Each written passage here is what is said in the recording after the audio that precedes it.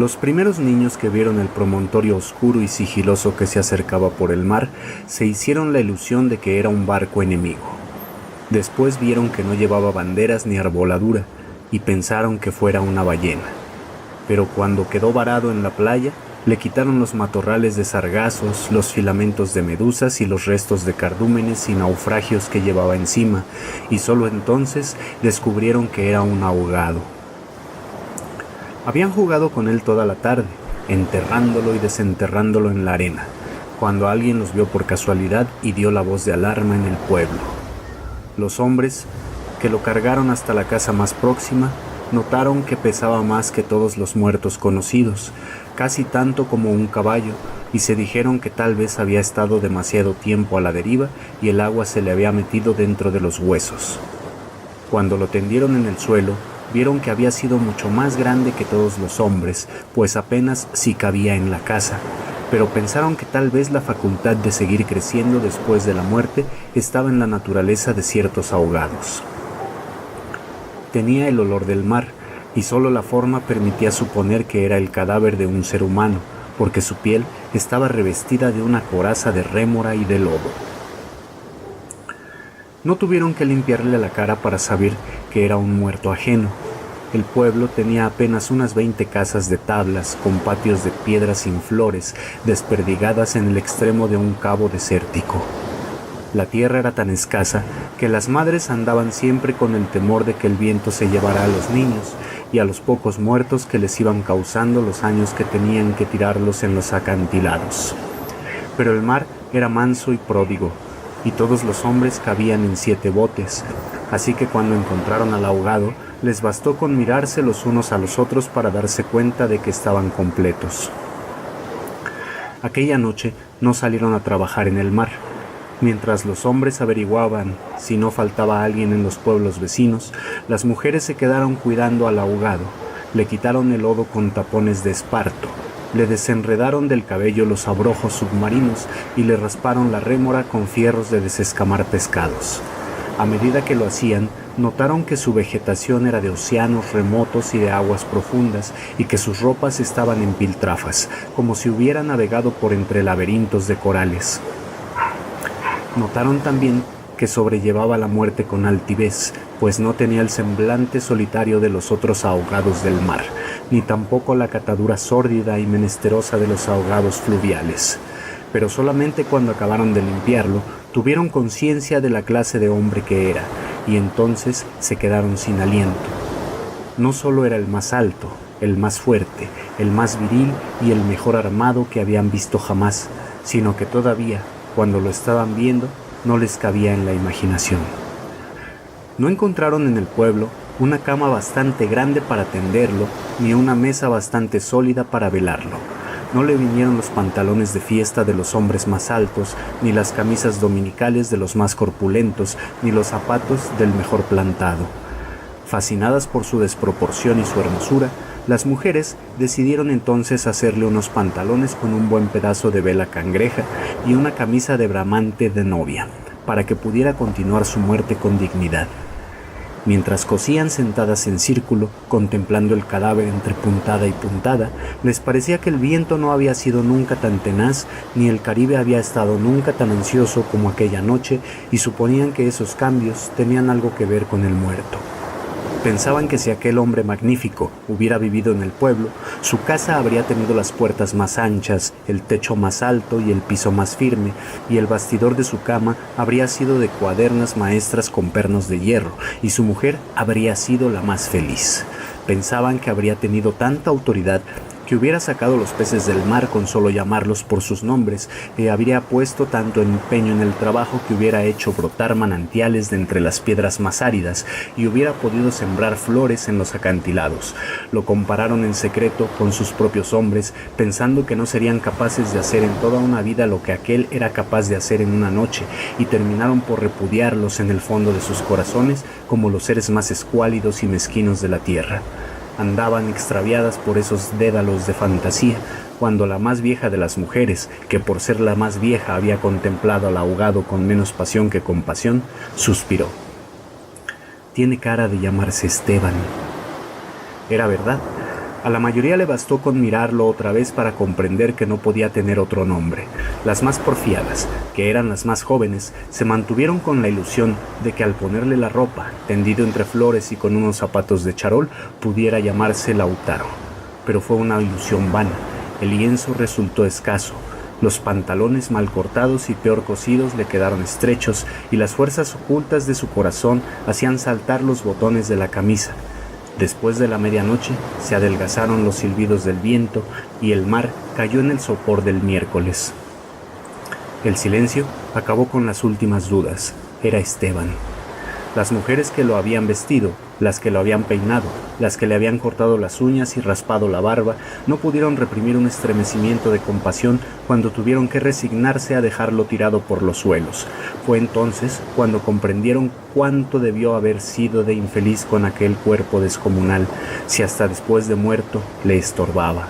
Lo vieron condenado en vida a pasar de medio lado por las puertas, a descalabrarse con los travesaños, a permanecer de pie en las visitas sin saber qué hacer con sus tiernas y rosadas manos de buey de mar, mientras la dueña de casa buscaba la silla más resistente y le suplicaba muerta de miedo: «Siéntese aquí, Esteban, hágame el favor», y él, recostado contra las paredes, sonriendo: «No se preocupe, señora, así estoy bien», con los talones en carne viva y las espaldas escaldadas de tanto repetir lo mismo en todas las visitas. «No se preocupe, señora, así estoy bien», solo para no pasar por la vergüenza de desbaratar la silla, y acaso sin haber sabido nunca que quienes le decían «No te vayas, Esteban, espérate siquiera hasta que hierva el café», eran los mismos que después susurraban «Ya se fue el bobo grande, qué bueno, ya se fue el tonto hermoso». Esto pensaban las mujeres frente al cadáver un poco antes del amanecer. Más tarde, cuando le taparon la cara con un pañuelo para que no le molestara la luz, lo vieron tan muerto para siempre, tan indefenso, tan parecido a sus hombres, que se les abrieron las primeras grietas de lágrimas en el corazón. Fue una de las más jóvenes la que empezó a sollozar. Las otras, asentándose entre sí, pasaron de los suspiros a los lamentos, y mientras más sollozaban, más deseos sentían de llorar, porque el ahogado se les iba volviendo cada vez más Esteban, hasta que lo lloraron tanto que fue el hombre más desválido de la tierra, el más manso y el más servicial, el pobre Esteban. Así que cuando los hombres volvieron con la noticia de que el ahogado no era tampoco de los pueblos vecinos, ellas sintieron un vacío de júbilo entre las lágrimas. «Bendito sea Dios», suspiraron, «es nuestro». Los hombres creyeron que aquellos aspavientos no eran más que frivolidades de mujer. Cansados de las tortuosas averiguaciones de la noche, lo único que querían era quitarse de una vez el estorbo del intruso antes de que prendiera el sol bravo de aquel día árido y sin viento. Improvisaron unas angarillas con restos de trinquetes y botavaras y las amarraron con carlingas de altura para que resistieran el peso del cuerpo hasta los acantilados. Quisieron encadenarle a los tobillos un ancla de buque mercante para que fondeara sin tropiezos en los mares más profundos donde los peces son ciegos y los buzos se mueren de nostalgia, de manera que las malas corrientes no fueran a devolverlo a la orilla, como había sucedido con otros cuerpos. Pero mientras más se apresuraban, más cosas se les ocurrían a las mujeres para perder el tiempo. Andaban como gallinas asustadas picoteando amuletos de mar en los arcones, unas estorbando aquí porque querían ponerle al ahogado los escapularios del buen viento, otras estorbando allá para abrocharse una pulsera de orientación, y al cabo de tanto «quítate de ahí, mujer, ponte donde no estorbes, mira que casi me haces caer sobre el difunto», a los hombres se les subieron al hígado las suspicacias y empezaron a rezongar que con qué objeto tanta ferretería de altar mayor para un forastero, si por muchos estoperoles y calderetas que lleva encima se lo iban a masticar los tiburones. Pero ellas seguían tripotando sus reliquias de pacotilla, llevando y trayendo, tropezando, mientras se les iba en suspiros lo que no se les iba en lágrimas. Así que los hombres terminaron por despotricar que de cuando acá semejante alboroto por un muerto al garete, un ahogado de nadie, un fiambre de mierda. Una de las mujeres, mortificada por tanta indolencia, le quitó entonces al cadáver el pañuelo de la cara, y también los hombres se quedaron sin aliento. Era Esteban. No hubo que repetirlo para que lo reconocieran. Si les hubieran dicho Sir Walter Raleigh, quizás hasta ellos se habrían impresionado con su acento gringo, con su guacamaya en el hombro, con su arcabuz de matar caníbales. Pero Esteban solamente podía ser uno en el mundo, y allí estaba tirado como un sábalo, sin botines, con unos pantalones de 7 mesino y esas uñas rocallosas que solo podían cortarse a cuchillo. Bastó con que le quitaran el pañuelo de la cara para darse cuenta de que estaba avergonzado, de que no tenía la culpa de ser tan grande, ni tan pesado, ni tan hermoso, y si hubiera sabido que aquello iba a suceder, habría buscado un lugar más discreto para ahogarse. En serio. Me hubiera amarrado yo mismo una áncora de galeón en el cuello y hubiera trastabillado como quien no quiere la cosa en los alcantilados para no andar ahora estorbando con este muerto de miércoles, como ustedes dicen, para no molestar a nadie con esta porquería de fiambre que no tiene nada que ver conmigo.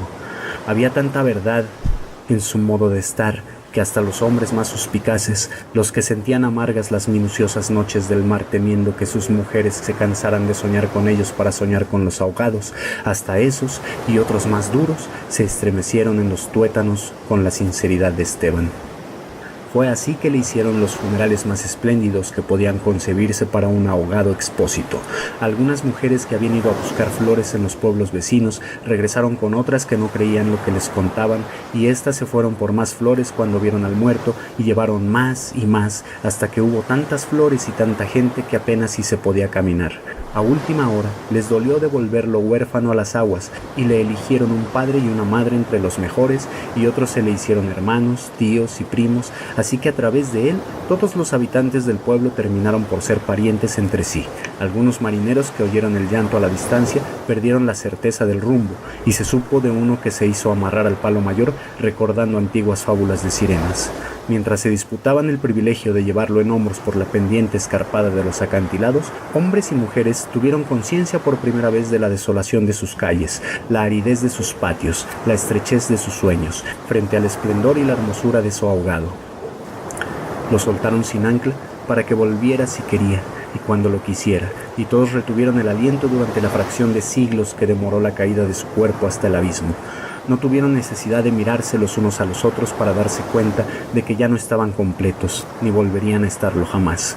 Pero también sabían que todo sería diferente desde entonces, que sus casas iban a tener las puertas más anchas, los techos más altos, los pisos más firmes, para que el recuerdo de Esteban pudiera andar por todas partes sin tropezar con los travesaños, y que nadie se atreviera a susurrar en el futuro: ya murió el bobo grande, qué lástima, ya murió el tonto hermoso, porque ellos iban a pintar las fachadas de colores alegres para eternizar la memoria de Esteban, y se iban a romper el espinazo excavando manantiales en las piedras y sembrando flores en los acantilados, para que en los amaneceres de los años venturosos los pasajeros de los grandes barcos despertaran sofocados por un olor de jardines en alta mar, y el capitán tuviera que bajar de su alcázar con su uniforme de gala, con su astrolabio, su estrella polar y su ristra de medallas de guerra, y señalando el promontorio de rosas en el horizonte del Caribe, dijera en 14 idiomas: miren allá, donde el viento es ahora tan manso que se queda a dormir debajo de las camas, allá donde el sol brilla tanto